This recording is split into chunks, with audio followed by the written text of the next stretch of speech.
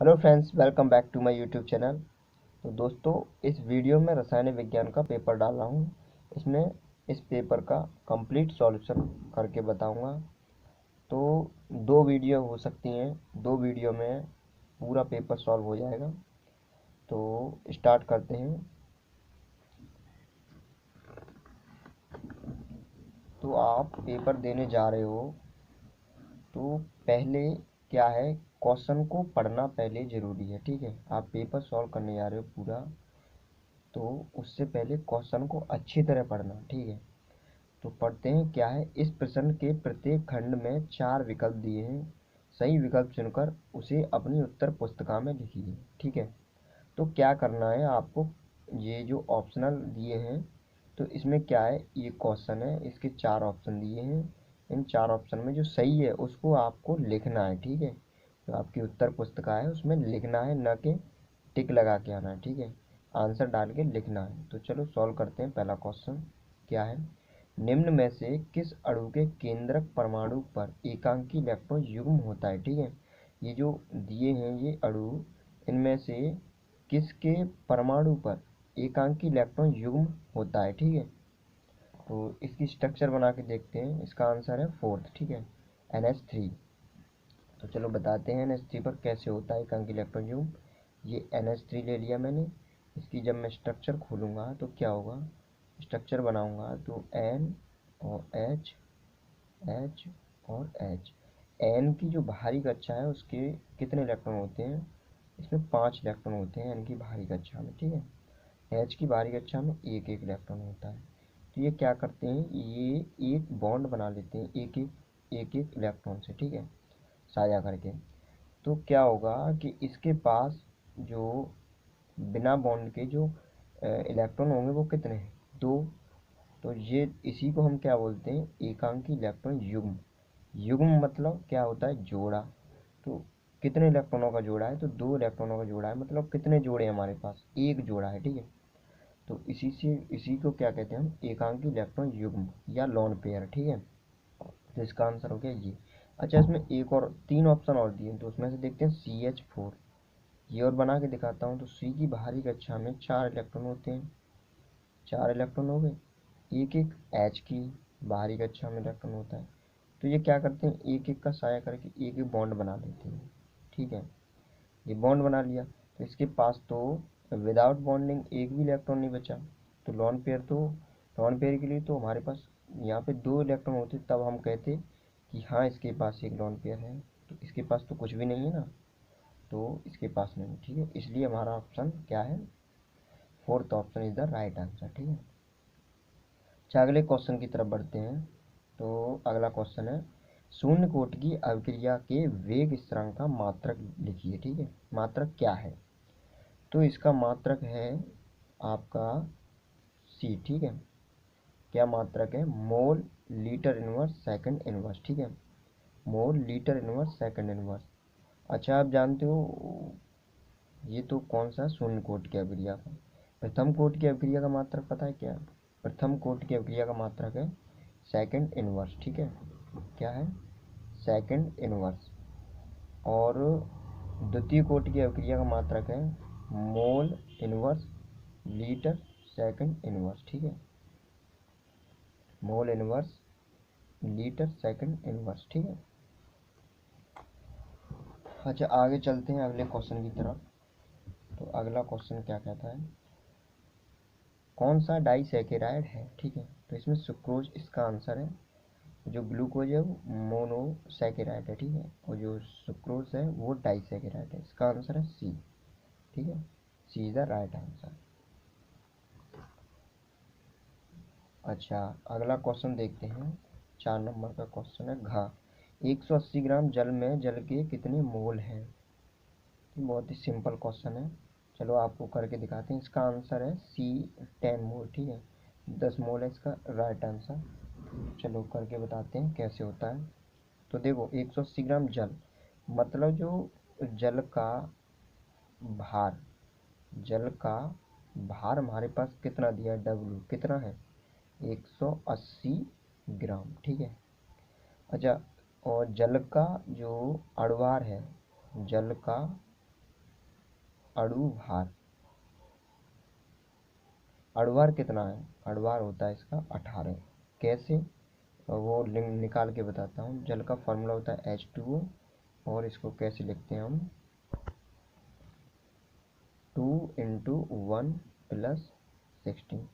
ये 16 इसका हो गया अणुभार O का, और H का हो गया 1। ठीक है, तो ये क्या हो गया, मतलब इनका हो गया O का परमाणु भार 16 होता है, H का परमाणु भार 1 होता है, तो इस तरह से इसका 18 आ जाता है। ओके, तो जल का अणुभार कितना हो गया? 18। तो मोल पूछा है, कितने मोल हैं? तो मोल का फॉर्मूला आप जानते होंगे, फर्स्ट ईयर में पढ़ा होगा। तो जल का भार बट्टे जल का अणुभार, W/M। ये क्या है? M है। ठीक है, W/M। W कितना दिया है? 180 ग्राम। M कितना दिया? 18। 18 से 18 कैंसिल एक बार, तो ये कितना आंसर आ गया आपका? 10। ये 10 मोल आपका आंसर हो गया। ठीक है, चलो अगला देखते हैं। तन्यता बढ़ाने पर विशिष्ट चालकता क्या होती है? घटती है। Second is the right answer. ठीक है, पोटेशियम सल्फेट है, तो पोटेशियम सल्फेट एक आयनिक ठोस है। ठीक है, आगे देखते हैं दूसरा क्वेश्चन। ठीक है,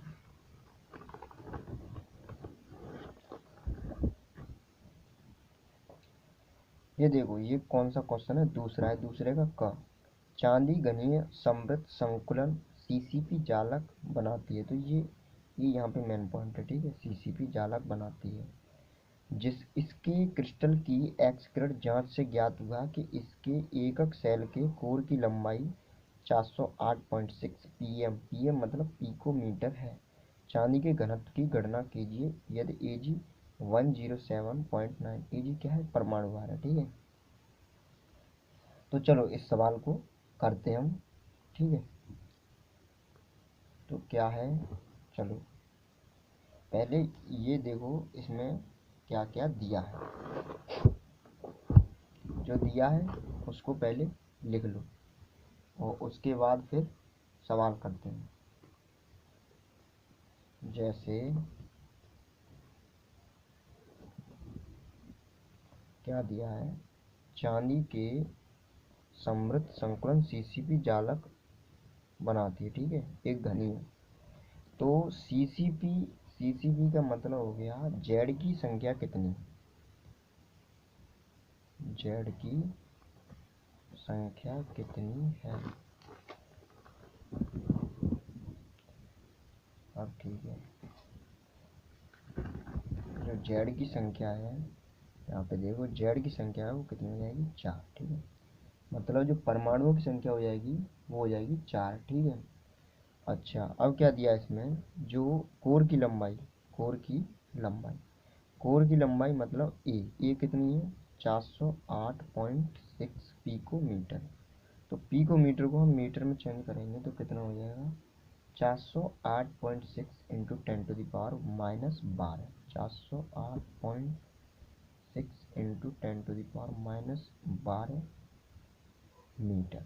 ठीक है, आगे देखते हैं और क्या दिया है। जेड हो गया, ए हो गया। अब देखेंगे और क्या है। जो परमाणु द्रव्यमान है वो कितना है? Capital N. वो कितना हमारा? 107.9। ठीक है, ये दिया है क्वेश्चन में। और क्या क्या दिया है? और आप जानते हो एन ए, इसको हिंदी में बोलते हैं आवोगाद्रो संख्या। ठीक है, कितनी होती है? ये तो आपको याद होनी चाहिए।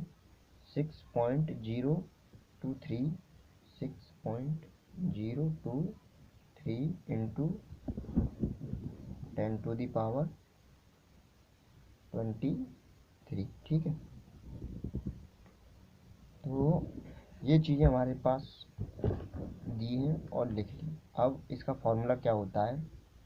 फॉर्मूला लिखते हैं, rho equal to Z into M बट्टे a cube into N A. Okay, अब इसको हटाते हैं। यहाँ तक क्लियर हुआ? देखो जेड हमारे पास कितना है 4, ए की वैल्यू इतनी है, एम कितना दिया है इतना, एन ए की वैल्यू इतनी हो गई। तो हमें क्या पूछा है सवाल में, चांदी के घनत्व की गणना, मतलब रो पूछा है, ठीक है, घनत्व की गणना करवा रहा है, घनत्व पूछा है। तो घनत्व का फॉर्मूला आपको याद होना चाहिए, जेड इंटू एम बट्टे a cube into N E. जब आपने पढ़ा होगा चैप्टर तब उसमें बताया होगा। जेड क्या है, परमाणु की संख्या। तो अब इसमें क्या है, वैल्यू पुट कर दो डायरेक्ट, ठीक है। तो जैसे मैं वैल्यू पुट करता हूँ तो क्या होगा, जेड, जेड की संख्या 4 इंटू एम, एम कितना है 107.9, ठीक है, 107.9। तो ये किस में चेंज करना पड़ेगा, ये केजी में चेंज कर दो, जब वो आपने मीटर में चेंज किया है तो ठीक है। तो इंटू 10⁻³ ठीक है, ये केजी में हो गया, ग्राम में दिया था। तो अब आगे क्या है, ए क्यू, ए की वैल्यू कितनी है 408, 408.6 इंटू 10⁻⁻12, और इसका क्यू कर दो into N A, N A की वैल्यू 6.023 इंटू 10⁻23, ठीक है। तो जब आप सॉल्व करोगे तो जब आप इसको सॉल्व करोगे पूरा काट पीट के, तो 10.5 ग्राम पर सेंटीमीटर स्क्वायर, ये आपका आंसर हो गया। चलो अब देखते हैं अगला सवाल। तो दूसरे का ख देखिए क्या है, 0 डिग्री C पर 0.45 ग्राम ग्लूकोज को 250 ml जल में घोलकर विलयन बनाया गया है, इसका पराशर दाब ज्ञात कीजिए, ठीक है। तो कैसे करेंगे सवाल को, तो पहले लिख लीजिए आपको क्या क्या दिया गया है, ठीक है। तो देखो टेम्परेचर T कितना दिया है, टेम्परेचर T दिया 0 डिग्री C, सेल्सियस है, इसको केल्विन में चेंज कर लो, ठीक है, प्लस 273 कर दो, तो 0 प्लस 273, ठीक है। तो ये कितना हो जाएगा आपका 273 केल्विन, ये केल्विन में चेंज हो गया।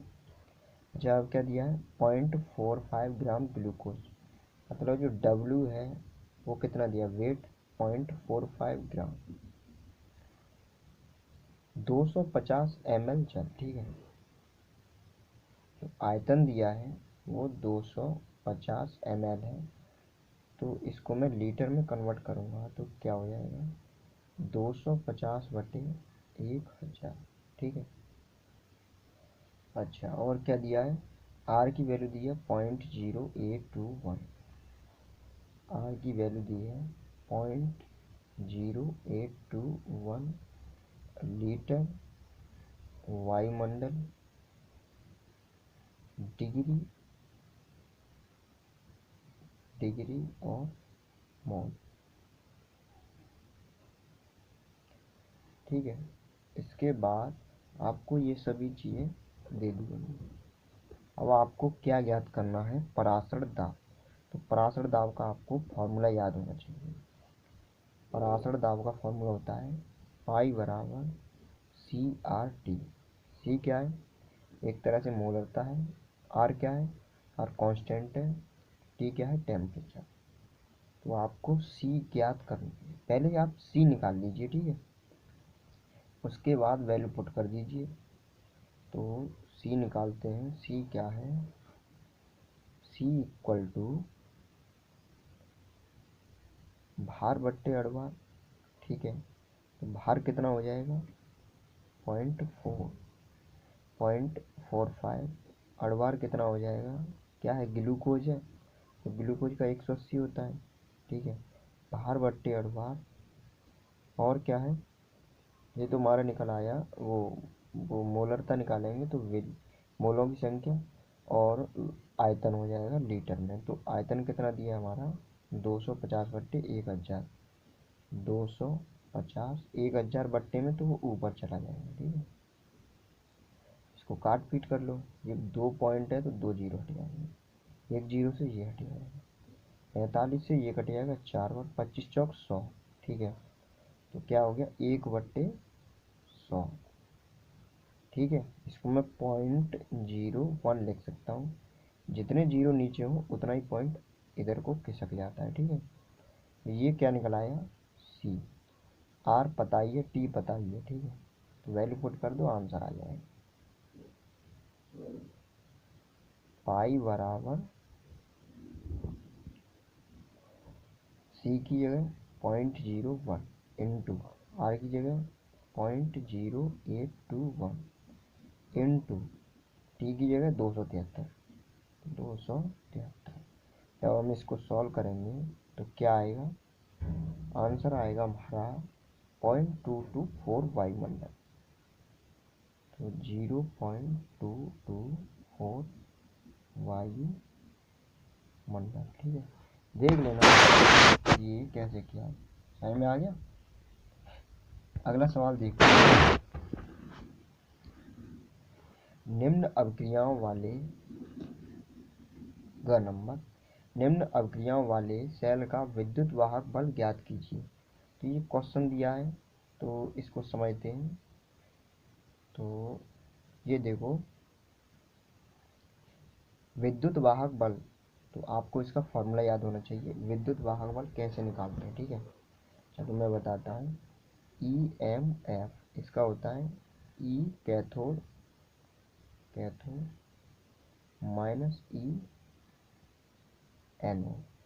ठीक है, तो कैथोड एनोड, कैथोड क्या है इसमें, कैथोड ये है 0.80 और एनोड क्या है 0.76 वोल्ट। ठीक है, तो कैथोड की है, कैथोड की वैल्यू रख देंगे 0.80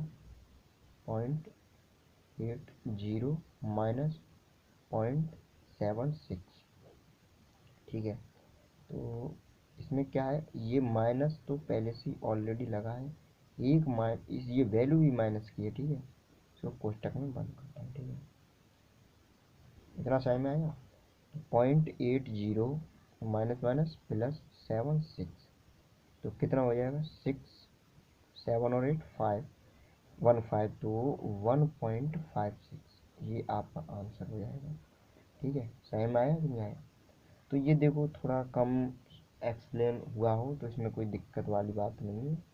ये मैंने मतलब चैप्टर अच्छी तरह नहीं पढ़ा है, मैंने अपनी कोचिंग में भी ये सबसे लास्ट में चैप्टर करा है, इसको ज़्यादा एक्सप्लेन नहीं कर पाऊँगा। ठीक है,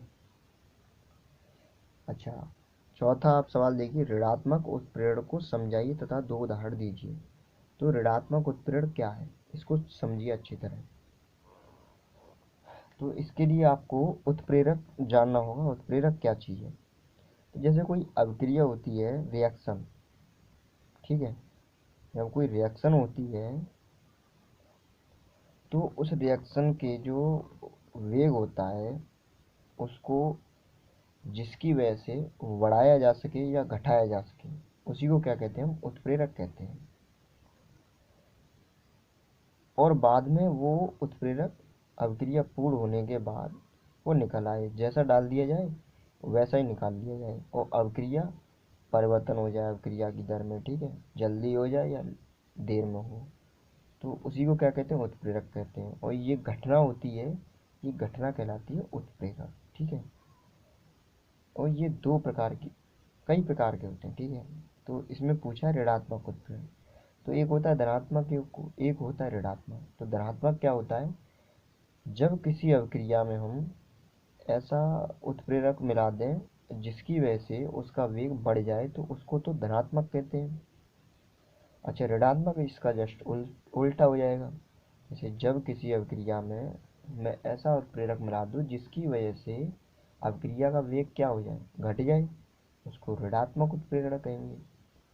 ठीक है, तो इसी का एक एग्जाम्पल है, चलो एग्जाम्पल लिख लो, इसमें एग्जाम्पल पूछा है तो समझाइए तक, यहाँ तक तो आपने डेफिनेशन लिख दी, 1 नंबर हो गया। 2 एग्जाम्पल और लिखने हैं तो उसके 1 नंबर, तो 2 एग्जाम्पल लिख, चलो बताता हूँ क्या है एग्जाम्पल। देखो 2KClO3, 2KClO3, ये हो जाएगा MnO2 और डेल्टा। ठीक है, 2KCl प्लस 3O2, 2 हो गई। अच्छा अगला दूसरा है 2SO2 प्लस O2, ये NO इसकी प्रेजेंस में है, और 2SO3, तो ये क्या है, ये प्रेरक है। ठीक है, ये क्या कर रहे हैं, अभिक्रिया के वेग को घटा रहे हैं, इसलिए ये कौन सा उत्प्रेरक कहलाएगा, ऋणात्मक उत्प्रेरक। ठीक है, अगला पार्ट अगली वीडियो में करेंगे, जो भी बचा है उसको अगली वीडियो में ख़त्म कर देंगे। ठीक है।